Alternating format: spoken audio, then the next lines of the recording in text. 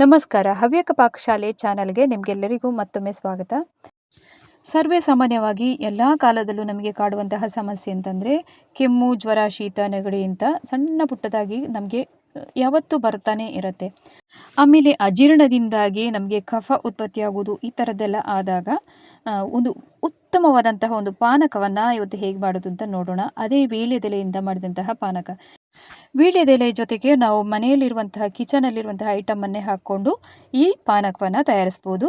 ಸಣ್ಣ ಮಕ್ಕಳಿಂದ ಹಿಡಿದು ವೃದ್ಧರ ತನಕ ಇದನ್ನು ನಿಯಮಿತ ಪ್ರಮಾಣದಲ್ಲಿ ಸೇವನೆ ಮಾಡ್ತಾ ಬಂದಲ್ಲಿ ಬಹಳ ಪರಿಣಾಮಕಾರಿಯಾದಂತಹ ಮನೆಮದ್ದು ಅಂತ ಹೇಳ್ಬೋದು. ಬನ್ನಿ ಮಾಡೋದು ಹೇಗೆ ಅಂತ ನೋಡೋಣ. ಇಲ್ಲಿ ನಾನು 2 ಲೋಟೆ ಆಗುವಷ್ಟು ಪಾನಕವನ್ನು ಮಾಡೋದ್ರಿಂದ ನಾನು 5ರಿಂದ 6 ಆಗುವಷ್ಟು ವೀಳ್ಯದೆಲೆಯನ್ನು ತಗೊಂಡಿದ್ದೀನಿ. ತುಂಬ ಸಣ್ಣದಾಗಿರುವಂತಹ ವೀಳ್ಯದೆಲೆ ಇದು ಸೈಜಲ್ಲಿ. ನೀವೇನಾದರೂ ದೊಡ್ಡದಾಗಿತ್ತು ಅಂತಂದರೆ ಒಂದು 4 ಎಲ್ಲ ತಗೊಳ್ಬೋದು ಅಷ್ಟೇ. 2 ಸಾಕಾಗುತ್ತೆ ಒಂದು ಲೋಟಕ್ಕೆ. ಈಗ ವೀಳ್ಯದೆಲೆಯನ್ನು ಒಂದು ಸೈಡಲ್ಲಿ ಇಟ್ಟಿರೋಣ. ನಂತರ ಈಗ ಒಂದು ಕುಟಾಣಿಯನ್ನು ತಗೊಂಡಿದ್ದೀನಿ. ಅದಕ್ಕೆ ಬ್ಲ್ಯಾಕ್ ಪೆಪ್ಪರನ್ನು 1 ಚಮಚ ಆಗುವಷ್ಟು ಹಾಕ್ಕೊಂಡು ನಾವು ಈ ಥರ ಎಲ್ಲ ಪಾನಕ ಎಲ್ಲ ಮಾಡ್ಕೊಳ್ಬೇಕು ಅಥವಾ ಕಷಾಯ ಎಲ್ಲ ಮಾಡ್ಕೊಳ್ಬೇಕಾದ್ರೆ ಈ ಥರ ಕುಟಾಣಿಯಲ್ಲಿ ಹಾಕಿ ಕುಟ್ಟಿ ಪುಡಿ ಮಾಡಿದ್ರೆ ನಿಮಗೆ ತುಂಬ ಪರಿಣಾಮಕಾರಿಯಾಗಿರುತ್ತೆ. ಈಗ ನೋಡಿ ಅರ್ಧಂಬರ್ಧ ನಾವು ಪುಡಿ ಅಂತ ಅಂತೀವಲ್ಲ ಆ ಥರ ಮಾಡ್ಕೊಳ್ಬೇಕು. ನೋಡಿ ಇಷ್ಟಾದರೆ ಸಾಕು. ಇನ್ನು ಇದನ್ನು ತೆಗೆದು ನಾವು ಪಾನಕ ಮಾಡುವಂತಹ ಪಾತ್ರೆಗೆ ಹಾಕ್ಕೊಳ್ಳೋಣ. 1 ಚಮಚ ಹಾಕಿದರೆ ಸಾಕಾಗುತ್ತೆ. ಅಂದರೆ ನಾವೀಗ ಇಲ್ಲಿ ಶುಂಠಿಯನ್ನು ಕೂಡ ಹಾಕಿರೋದ್ರಿಂದ ಇಷ್ಟು ಹಾಕಿದರೆ ಸಾಕು. ಖಾರಕ್ಕೆ ನೀವು ಇನ್ನೂ ಜಾಸ್ತಿ ಬೇಕು ಅಂತಂದರೆ 1.5 ಚಮಚ ಎಲ್ಲ ಹಾಕ್ಕೊಳ್ಬೋದು 2 ಲೋಟಕ್ಕೆ.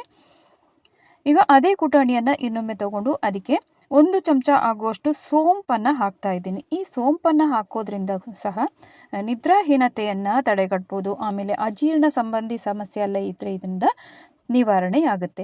ಇದನ್ನು ಸಹ ಜಜ್ಜಿ ನಾನೀಗ ಹಾಕ್ಕೊಳ್ತಾ ಇದ್ದೀನಿ. ಅದೇ ಪಾತ್ರೆಗೆ ಹಾಕ್ಕೊಳ್ಬೇಕು. ನಾವಾಗ ಒಳ್ಳೆ ಮೆಣಸು ಅಥವಾ ಬ್ಲ್ಯಾಕ್ ಪೆಪ್ಪರನ್ನು ಹಾಕಿ ಇಟ್ಕೊಂಡಿದ್ದೀವಲ್ಲ ಅದೇ ಪಾತ್ರೆಗೆ ಹಾಕ್ಕೊಳ್ಳೋಣ.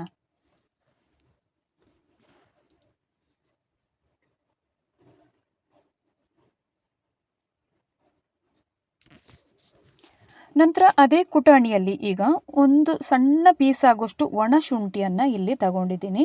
ನೀವು ಒಣ ಶುಂಠಿ ಇಲ್ಲ ಅಂತಂದರೆ ಹಸಿ ಶುಂಠಿಯನ್ನು ಸಹ ಹಾಕ್ಕೊಳ್ಬೋದು. ಆಮೇಲೆ 1 ಏಲಕ್ಕಿಯನ್ನು ಹಾಕ್ಕೊಂಡಿದ್ದೀನಿ. ಮತ್ತು ಒಂದು ಸ್ವಲ್ಪ ಸಣ್ಣ ಪೀಸ್ ಆಗುವಷ್ಟು ಚಕ್ಕೆಯನ್ನು ಹಾಕ್ಕೊಳ್ಬೇಕು. ಇವಿಷ್ಟನ್ನು 3 ಐಟಮನ್ನು ಒಟ್ಟಿಗೆ ನಾವು ಪುಡಿ ಮಾಡ್ಕೊಳ್ಳೋಣ. ನೀವೀಗ ಒಣ ಶುಂಠಿಯನ್ನೆಲ್ಲ ನೋಡ್ತಾ ಇರ್ಬೋದು. ನೋಡಿ ಈ ಥರ ಪುಡಿ ಆಗುತ್ತೆ ಇದು. ಇಷ್ಟಾದರೆ ಸಾಕು. ಇದನ್ನು ಇನ್ನು ವಾಪಸ್ ನಾವು ಪಾನಕ ಮಾಡುವಂತಹ ಪಾತ್ರೆಗೆ ಇದನ್ನು ಸಹ ಹಾಕ್ಕೊಳ್ಳೋಣ. ಈಗಾಗಲೇ ಸೋಂಪು ಆಗಿರ್ಬೋದು, ನಾವು ಕಾಳು ಮೆಣಸೆಲ್ಲ ಹಾಕಿಟ್ಟಿದ್ದೀವಿ ಅದರಲ್ಲೇ. ಅದಕ್ಕೆ ಇದನ್ನು ಸಹ ಮಿಕ್ಸ್ ಮಾಡ್ಕೊಳ್ಬೇಕು.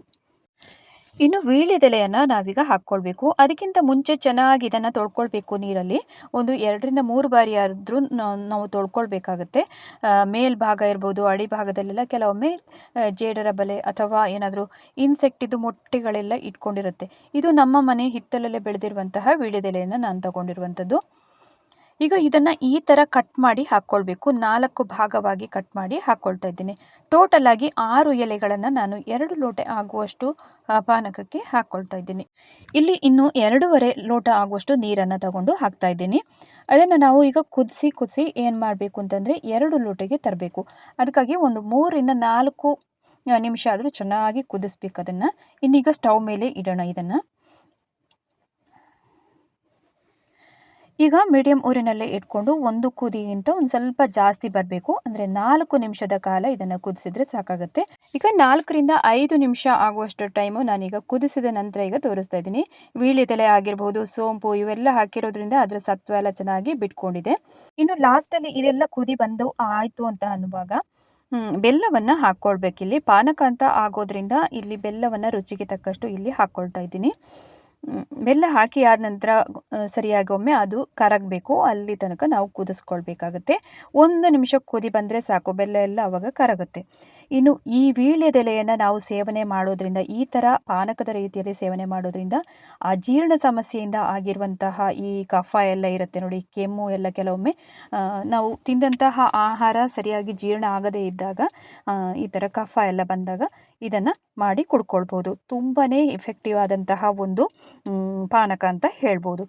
ಇನ್ನು ನಾವಿಲ್ಲಿ ಹಾಕಿರುವಂತಹ ಪೆಪ್ಪರ್, ಶುಂಠಿ ಇವು ಎಲ್ಲ ಕಫ ಆಮೇಲೆ ಕೆಮ್ಮು ಇವನ್ನೆಲ್ಲವನ್ನು ನಿವಾರಣೆ ಮಾಡೋದಕ್ಕೆ ರಾಮಬಾಣದ ಥರ ಕೆಲಸ ಮಾಡುತ್ತೆ. ಮತ್ತು ಇದನ್ನು ಬೆಳಗ್ಗಿನ ಹೊತ್ತು ನಾವು ಸೇವನೆ ಮಾಡಬಹುದು ಅಥವಾ 2 ಹೊತ್ತು ಸಹ ಸೇವನೆ ಮಾಡ್ಬೋದು. ರಾತ್ರಿ ಕೂಡ ಒಂದು 1/4 ಲೋಟದಷ್ಟು ಕುಡಿದ್ರೆ ತುಂಬಾ ಇಫೆಕ್ಟಿವ್ ಆಗಿರುತ್ತೆ. ಈಗ ಫೈನಲ್ ಆಗಿ ಬೆಲ್ಲ ಎಲ್ಲ ಕರಗಿದ ನಂತರ ಈ ಥರ ಶೋಧಿಸ್ಕೊಳ್ಬೇಕು. ಆವಾಗ ಬೆಲ್ಲದಲ್ಲೆಲ್ಲ ಒಂದು ಸ್ವಲ್ಪ ಕಸ ಇತ್ತು ಅಂತಂದರೆ ಈ ಥರ ಮಾಡೋದ್ರಿಂದ ಹೋಗುತ್ತೆ ಅದೆಲ್ಲ. ತುಂಬ ಎಫೆಕ್ಟಿವ್ ಆದಂತಹ ಮನೆಮದ್ದು. ಮನೆಯಲ್ಲಿ ನೀವು ಕೂಡ ಇದನ್ನು ಟ್ರೈ ಮಾಡಿ ನೋಡ್ತೀರಿ ಅಂತ ಅಂದ್ಕೊಂಡಿದ್ದೀನಿ. ಇವತ್ತಿನ ರೆಸಿಪಿ ನಿಮಗೆಲ್ಲರಿಗೂ ಇಷ್ಟ ಆಗಿರ್ಬೋದು ಅಂತ ಅಂದ್ಕೊಂಡಿದ್ದೀನಿ. ಇಷ್ಟ ಆದಲ್ಲಿ ಚಾನಲನ್ನು ಸಬ್ಸ್ಕ್ರೈಬ್ ಮಾಡ್ಕೊಳ್ಳಿ. ಹಾಗೆಯೇ ಹೆಚ್ಚಾಗಿ ಎಲ್ಲ ಕಡೆ ಶೇರ್ ಮಾಡಿ ಸಪೋರ್ಟ್ ಮಾಡಿ. ಹವ್ಯಕ ಪಾಕಶಾಲೆಯಲ್ಲಿ ಇನ್ನೊಂದು ಹೊಸ ರುಚಿಯೊಂದಿಗೆ ಮತ್ತೊಮ್ಮೆ ಸಿಗ್ತೀನಿ. ಅಲ್ಲಿ ತನಕ ನಮಸ್ಕಾರ.